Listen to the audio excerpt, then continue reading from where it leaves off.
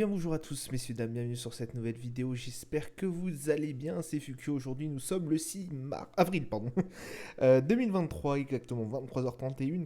Les marchés ont tous clôturé, nous avons un CAC 40 qui finit en légère hausse, plus 0,12%, l'Eurostoxx à plus 0,40, le DAX à plus 0,50, le FTSE 100 à plus 1,03, le Dow Jones stable à plus 0,01, voilà, on est tout juste au-dessus, Nasdaq Composite plus 0,76 et le Nikkei 225 à moins 1,22. Pétrole Brent, ça bouge pas, hein, on est toujours accroché à nos 84 dollars. Le 11 d'or baisse, voilà, hein, on doute un peu. 11 d'or qui va se caler pratiquement sur la barre des 2000 dollars. L'euro USD à 1,092. Bitcoin 27 930 dollars. Paramètre du SRD, on a Avivax qui fait plus 13,54. MK Techno plus 5,81, Bain de Mer Monaco plus 5,32. Au niveau des plus fortes baisses, on a Rally qui fait moins 5,42, Erytech Pharma moins 5,45 et Pharmantag qui descend à moins 8,75. Aujourd'hui, alors séance assez calme.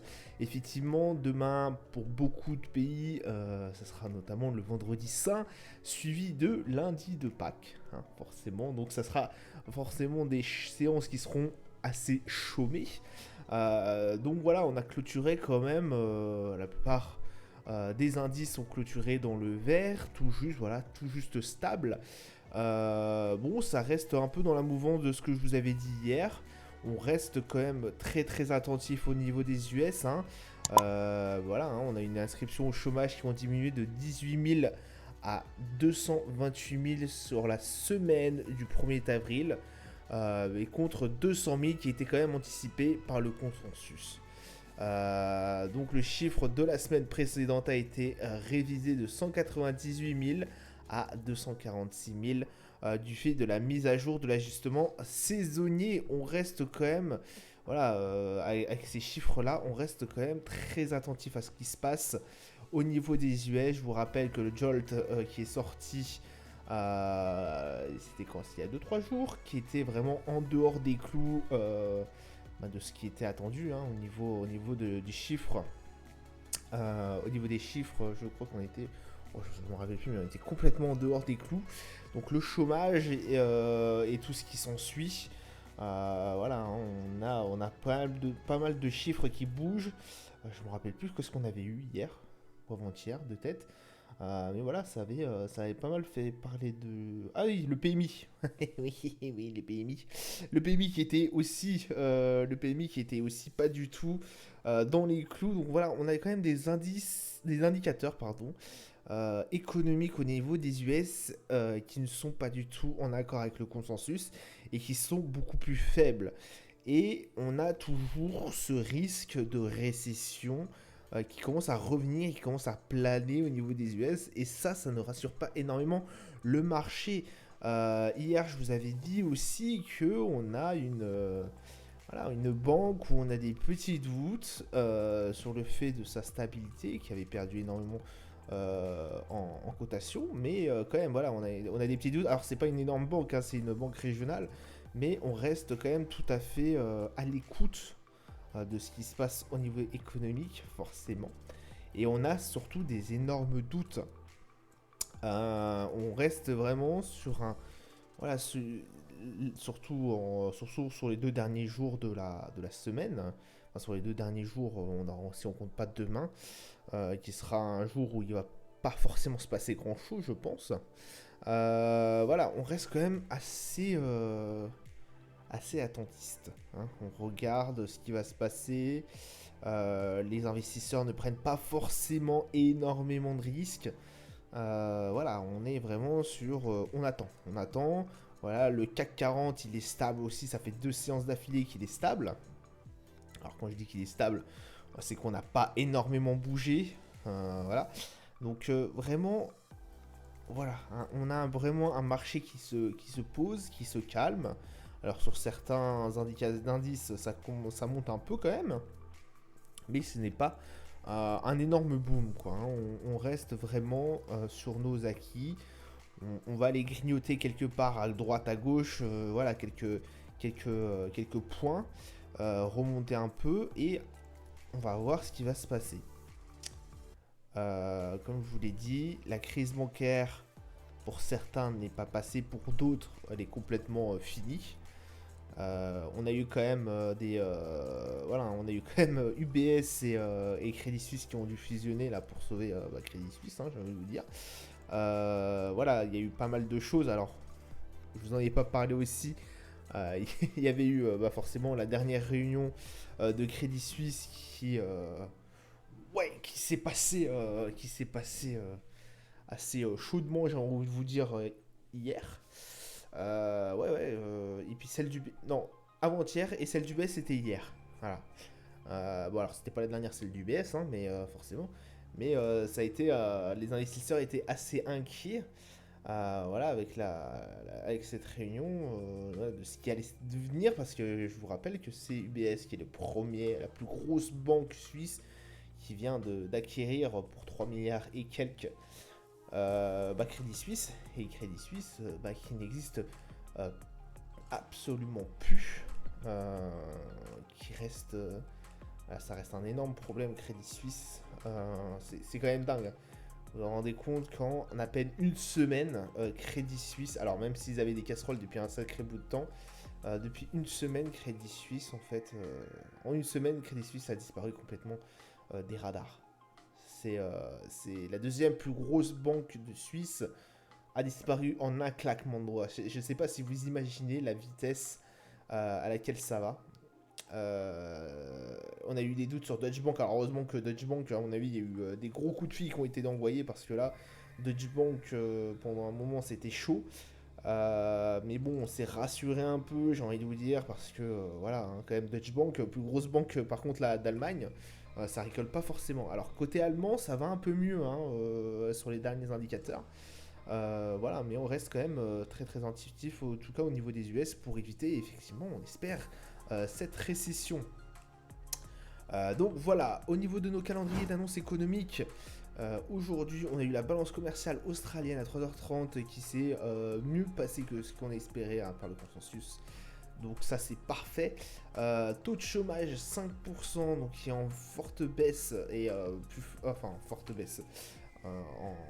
Moins que ce qui était prévu par le consensus, on était à 5,1, donc ça a été assez bien apprécié au niveau du Canada. On a eu l'IVA PMI qui est sorti aussi au niveau du Canada. Ça a été, si vous voulez, mieux que ce qui était attendu, en tout cas. Pas de gros indicateurs au niveau des US ni au niveau de l'Europe. Donc bon voilà, c'est le Canada, c'est pas vraiment ma cam, donc j'ai pas eu trop à regarder, j'ai envie de vous dire. Demain, en revanche, on aura le taux de chômage au niveau des US à 14h30. Et pareil, dans la foulée, paiement non agricole, donc vraiment à checker ça aussi. Le taux de chômage qui va être forcément, et le paiement non agricole qui vont être extrêmement regardés aussi par la Fed. Voilà, au niveau de nos marchés, on a CAC 40 sur une journée entière, et je précise encore, sur une journée entière, à 7341 points. On a été pendant un moment donné, voilà, hier aussi, chercher nos 7300 points. Bon, on voit bien que ça a l'air d'être un support qui ne cesse de nous renvoyer. Donc un support qui a l'air de tenir quand même, on espère qu'il va tenir, pour aller à un moment donné chercher encore ces points culminants des 7400, et pourquoi pas dépasser les 7400. Ça serait très possible, un record historique encore. Et tant mieux, en tout cas, dans un contexte comme ça, le CAC 40 qui se débrouille aussi bien, ça fait toujours plaisir. RSI proche de la zone de surachat quand même, pour le dire. Et AMACD en tendance haussière. On a un Nasdaq qui, en daily, reste un peu positionné sur cette résistance. On avait, je vous l'avais dit, les 13 000 constituent un palier très technique. Voilà, c'est un palier dont on n'avait pas été chercher depuis un bon bout de temps. Voilà, c'est quelque chose, c'est une barre qu'on n'a pas dépassée, et je dis bien dépassée et cassée dans l'absolu. voilà, depuis août 2022. Et encore, à un moment donné, sur août 2022, on l'a cassé, on a été quand même chercher les 13 600 pour après redescendre et la repéter par le bas. Et pratiquement d'une seule traite et quelques. Donc voilà, on s'en méfie un peu de ces 13 000, mais ça constitue un énorme seuil. C'est des 13 000 et 12 000, voilà, on est sur les 13 000. Il faudrait vraiment aller chercher les 13 600, 13 500 pour réellement considérer, à mon avis, que que cette résistance des 13 000 a été effectivement cassée. Si ce n'est pas le cas, forcément, on redescendra dans ces cas-là vers les alentours des 12 000. Mais pour l'instant, le Nasdaq, j'ai bien l'impression qu'il a envie de tendre vraiment vers le haut, hein. De toute façon, on le voit bien au niveau du MACD, on est vraiment en tendance haussière et un RSI proche de la zone de surachat. Donc, pour moi, on pourrait péter au 13 006. Voilà, c'est possiblement faisable. Mais il faudrait quand même qu'il y ait quelque chose de fondamental derrière et quelque chose à grignoter, hein. C'est-à-dire voilà, peut-être des très bons chiffres au niveau de l'inflation. Ça pourrait être une très grande propulsion pour aller chercher nos 13 600.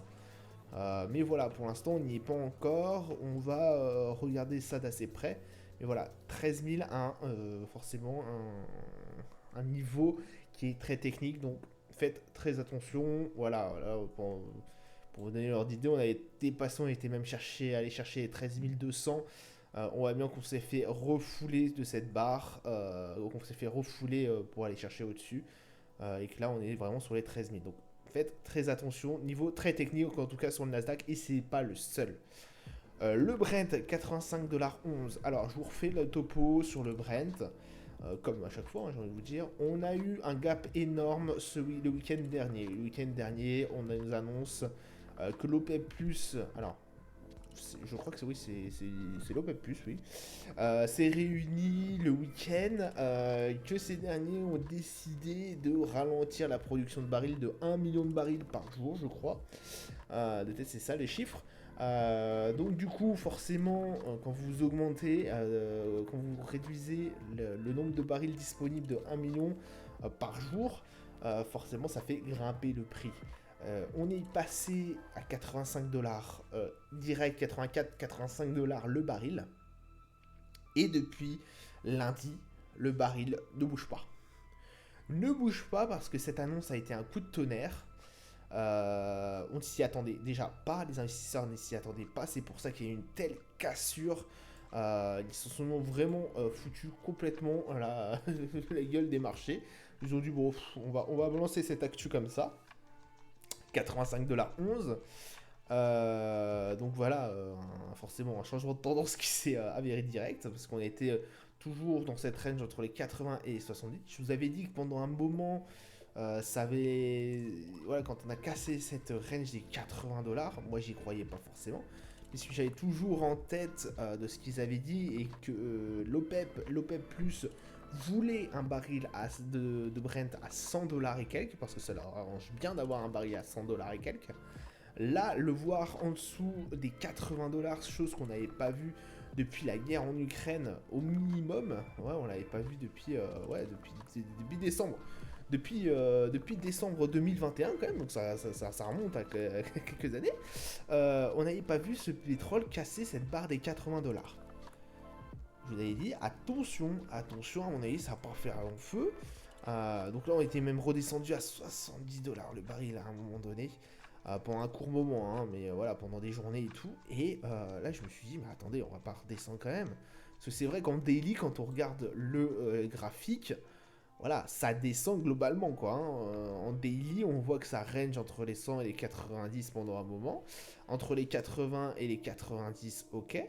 Mais là, je le voyais, fondamentalement, je me suis dit, alerte, faites très attention. Quand même, entre les 80 et 70, ça me paraît trop faible pour qu'il n'y ait pas d'intervention. Et voilà, l'intervention s'est faite en plein week-end. Donc là, je peux vous dire que vous avez morflé si vous étiez en baisse au niveau du Brent. Et c'est possible, hein, parce que quand vous avez atteint les 80$, là, le baril, là, ici, calé sur la séance de vendredi dernier. Il y avait plus de chances, alors c'était un niveau technique en plus, parce que là, avec 80$, à chaque fois c'est des ranges de 10, j'ai envie de vous dire, sur le Brent. Donc forcément, vous avez plus tendance à dire, bon ok, ça va peut-être descendre un peu. Là, vous avez pris une gigatôle avec l'annonce de ce qui s'est passé ce week-end. Voilà, donc pour l'instant, là, on est fixé sur les 85$. On ne sait pas si on monte, on ne sait pas si on descend. Personne n'arrive à prendre le dessus, que ce soit acheteur ou vendeur. Donc, le Brent, pour l'instant, c'est imprononçable. Et de toute façon, ça se voit. Les 4 séances, ça bouge pas, quoi. Ça bouge absolument pas. À voir ce que ça va donner. À voir ce que ça va donner. Là, il va falloir que il va falloir que soit les acheteurs, soit les vendeurs reprennent la main. Je vous répète, hein, on est vraiment sur un schéma baissier de base.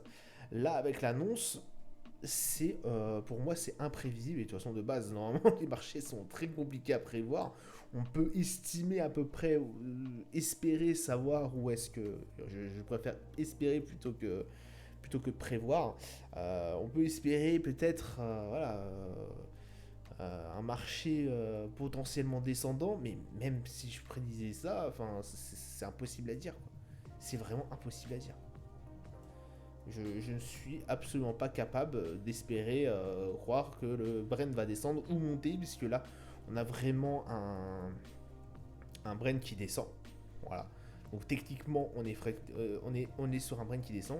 Fondamentalement, le Brent doit monter. Donc là, via la population, si vous voulez connaître, vous pouvez dire vos prédictions, mais pour moi, là, c'est trop compliqué. Je peux pas. Ça va être très compliqué. Bref, le 11 d'or, voilà, je vous avais dit que les niveaux des 2000 constitueraient un gros point. On est à 2007 et quelques. Alors pourquoi les niveaux des 2000, patati patata, je vous avais expliqué. On n'a pas dépassé cette base des 2000 au niveau du 11 d'or depuis la guerre en Ukraine et le Covid. Voilà, le 11 d'or, on se rappelle forcément, valeur de refuge. Valeur de refuge, donc quand en période de crise, forcément ça monte. Donc là, on a eu la crise bancaire avec les SVB et tout, qui nous a mis l'11 d'or à propulser on était parti quand même des 1810, on est propulsé à 2000 et quelques. Voilà, c'est fondamentalement, on y est.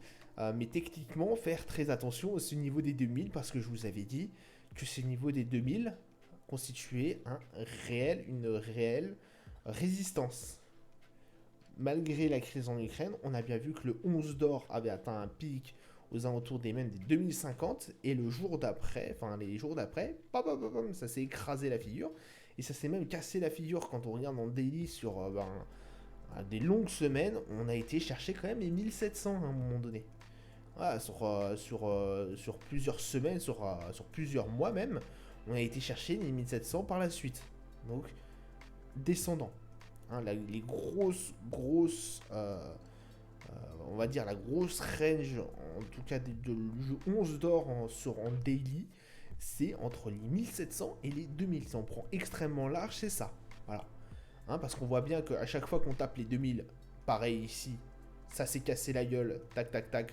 On a été chercher les 1766 exactement. On a refait un pic ici, on a été chercher les 1700 par la suite. C'est incroyable. Donc est-ce que là on va réussir à toucher les 2000? Là c'est pareil, je peux pas vous le prédire. Je peux pas vous le dire, c'est trop compliqué. Fondamentalement, c'est vrai qu'on pourrait aller chercher un peu plus haut. Parce que crise bancaire, SVB, tension au niveau des banques. Voilà, donc on se réfugie forcément sur l'or. C'est possible. Mais est-ce que ça va durer? Alors là, aucune idée. Vraiment aucune idée. Et ça peut être une gigantesque claque, parce que ça se trouve, on va aller redescendre de 1900, 1800, etc., etc.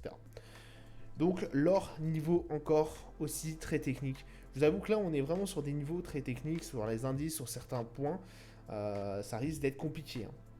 Ça risque d'être compliqué de prendre des décisions. Suivez l'ordre du jour, quoi. Si ça part à la hausse, ça part à la hausse. Si ça passe à la baisse, ça passe à la baisse. Voilà, donc faites très attention à vous, parce que sur certains points, effectivement, c'est compliqué. Le DAX, pareil, niveau technique. Les 15006, voilà, les 15006 c'est pareil, on est bloqué dessus. Là ça fait pratiquement une semaine qu'on est bloqué dessus. Là pareil, on voit bien que les 15006 c'est des niveaux assez compliqués. Voilà, on n'arrive pas à briser cette résistance. On a été refoulé pendant les moments, là, les EV et tout. On a même été chercher bien profond, hein, les 15005, 14005, pardon.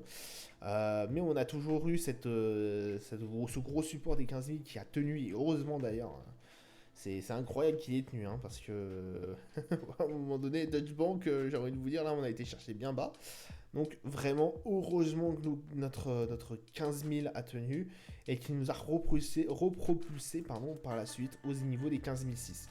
Donc ouf, on est serein, 15 006 tiennent, enfin on est revenu aux 15 006. Maintenant, il va falloir aller les dépasser. Niveau très compliqué, puisqu'effectivement, ça fait longtemps qu'on range entre ces 15 000 et 15 006. Et qu'il va falloir fondamentalement, je pense que techniquement, on peut aller chercher cette cassure. Hein, ça, c'est clair et net. Mais il va falloir que fondamentalement, on aille trouver quelque chose qui nous fasse pump. Donc, ça peut être les décisions de relever tôt. Ça peut être... ça peut être des indicateurs économiques qui sont très très bons, en tout cas pour l'Allemagne. Voilà, ça peut être... mais il faut quelque chose... Voilà, l'inflation peut faire basculer les 15 006 de ce niveau vers un niveau plus élevé, voire même nous faire redescendre d'un seul coup, casser ces 15 000. Alors ces 15 000 me paraît bien solide pour que même l'inflation, un mauvais chiffre d'inflation pourrait l'entamer. Après voilà, on ne sait jamais, mais si là l'inflation devrait tomber, bon, je pense que les 15 000 tiendraient. Par contre, si on nous dit que Deutsche Bank ne va pas bien du tout, elle est même en crise et proche de la faillite, là les 15 000 ils sautent. Hein. Honnêtement, ça m'étonnerait même pas. Donc voilà, restons très concentrés, très focus là-dessus, niveau assez technique au niveau du DAX. S&P 4100 points, pardon, je suis du mal. 4100 points, on est toujours au-dessus de nos 4000 points. J'ai toujours voulu que le S&P aille chercher nos 15003. C'est vrai qu'on a une petite résistance quand même qui se... Au niveau des 4200, des 4150, c'est vrai que c'est un peu compliqué là où on voit qu'à un moment donné on a été dépassé ces 4000 et quelques au niveau du S&P. Voilà, ça a duré pendant un petit temps au niveau des 4150. Et puis qu'on s'est fait refouler gentiment et à un moment donné, voilà, 4000 et 4000 ont sauté. Donc bon, 4100 points, c'est possible. Alors je pense que ce support des 4000, j'espère en tout cas que ce support des 4000 va résister si on va le chercher. Il est effectivement pour moi bien brisé. S&P, voilà, moi je le verrais plutôt sur une tendance haussière. Hein. De toute façon, on voit bien son niveau du MACD. Et puis depuis mars, voilà, on avait touché un plus bas à 3800. Voilà.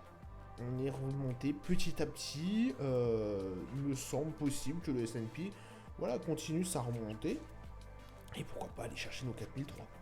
Nos 4003 qu'on n'a pas eu depuis juillet 2022. Donc voilà. Le Dow Jones qui fait un peu du surpasse depuis hier, avant-hier, j'ai envie de vous dire. 33 460, je vous rappelle, hein, les 33 000 qui constituaient un énorme support avait été brisé avec tout ce qui était annonce SVB et autres. On a été chercher nos 31 500 pendant un moment. Donc là j'étais absolument abasourdi, si vous voulez. Le Dow Jones m'avait un peu dégoûté. Effectivement, parce que ce gros support des 33 000 avait été brisé. On avait été chercher bien bas et on est remonté petit à petit. Maintenant on est remonté au-dessus des 33 000.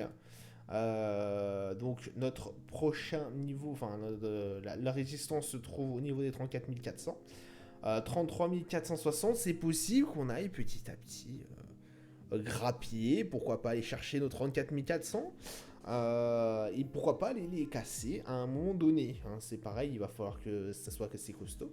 On s'est bien remis en route, hein, je vous avoue, ça fait déjà quelques semaines que la machine du Dow Jones est repartie.